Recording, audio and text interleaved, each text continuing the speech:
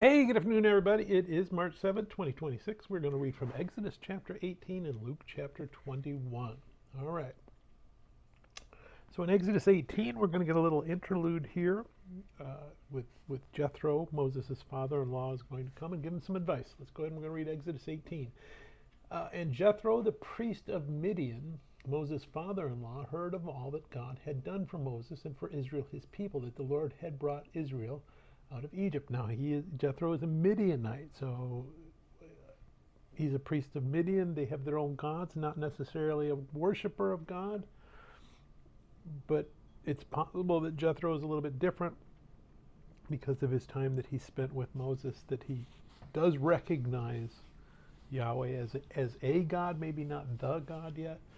So let's go ahead and we're going to read from verse 2. Then Jethro, Moses' father-in-law, took Zipporah, Moses' wife, after he had sent her back, with her two sons, of whom the name of one was Gershom, for he said, I have been a stranger in a foreign land, and the name of the other was Eleazar, for he said, the God of my father was my help, and delivered me from the sword of Pharaoh.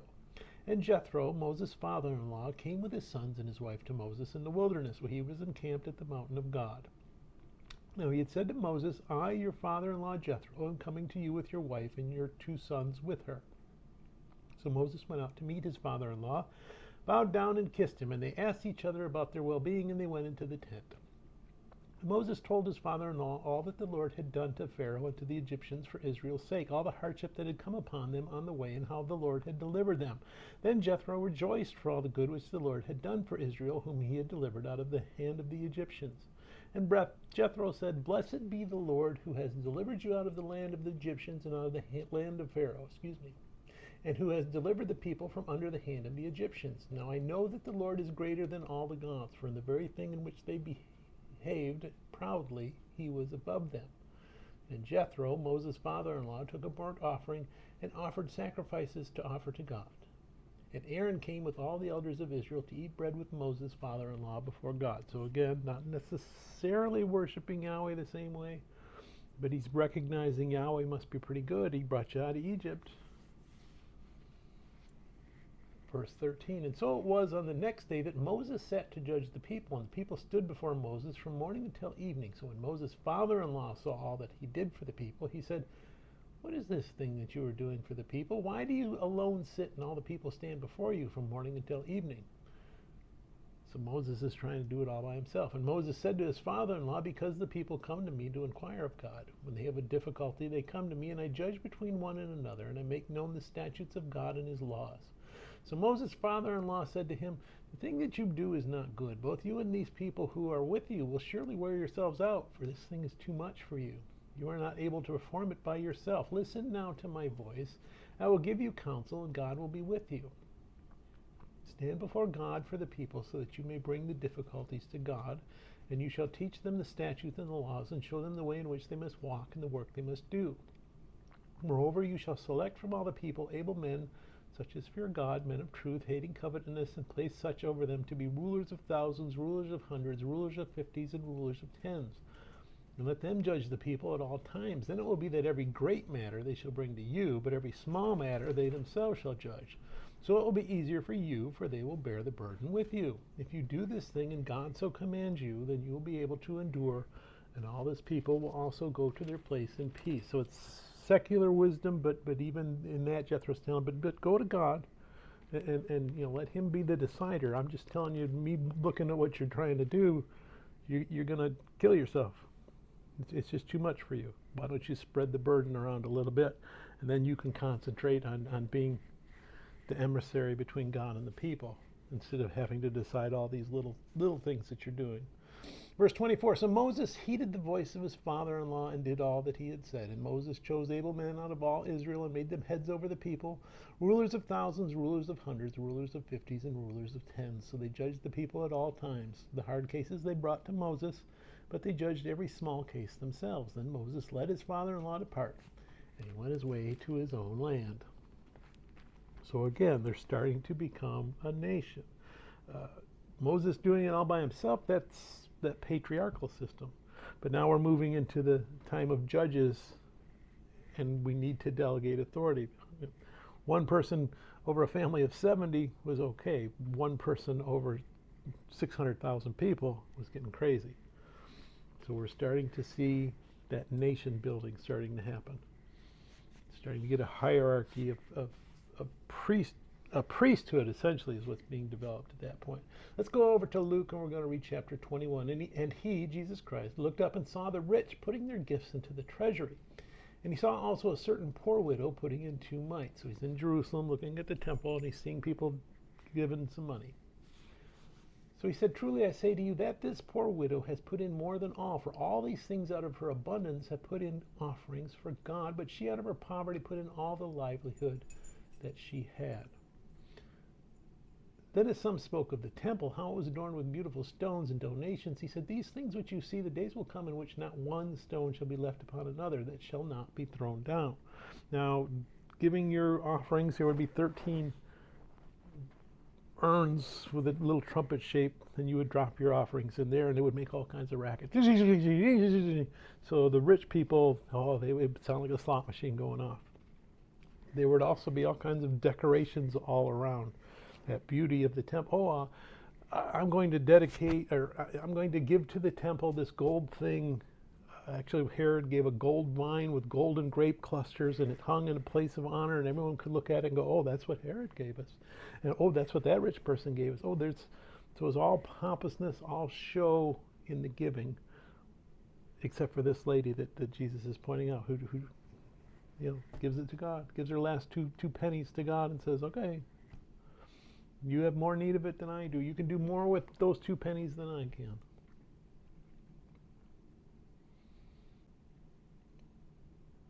And as the disciples are marveling at the beauty, Jesus is telling them, look, that's the temporary stuff. That's the stuff that doesn't matter. That's why I called your attention to the widow giving her 2 pennies. All the rest of this stuff doesn't matter. In fact, it's going away pretty soon. Verse 7, so they asked him, saying, Teacher, but when will these things be, and what sign will there be when these things are about to take place? And he said, Take heed that you not be deceived, for many will come in my name, saying, I am he, and the time is drawn near, therefore do not go after them. But when you hear of wars and commotions, do not be terrified, for these things must come to pass first, but the end will not come immediately.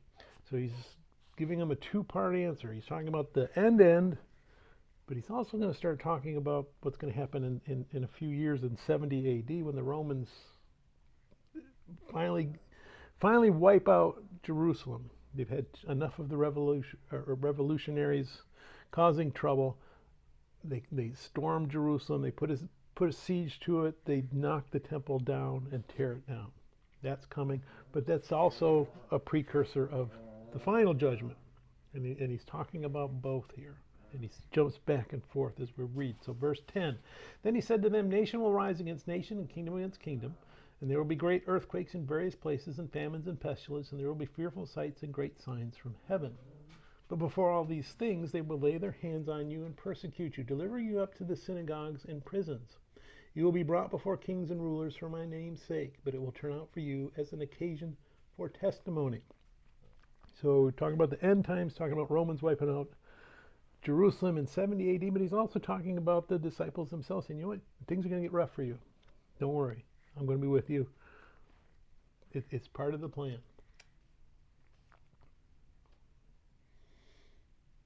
Verse 14, therefore settle it in your hearts not to meditate beforehand on what you will answer, for I will give you a mouth and wisdom which all your adversaries will not be able to contradict or resist.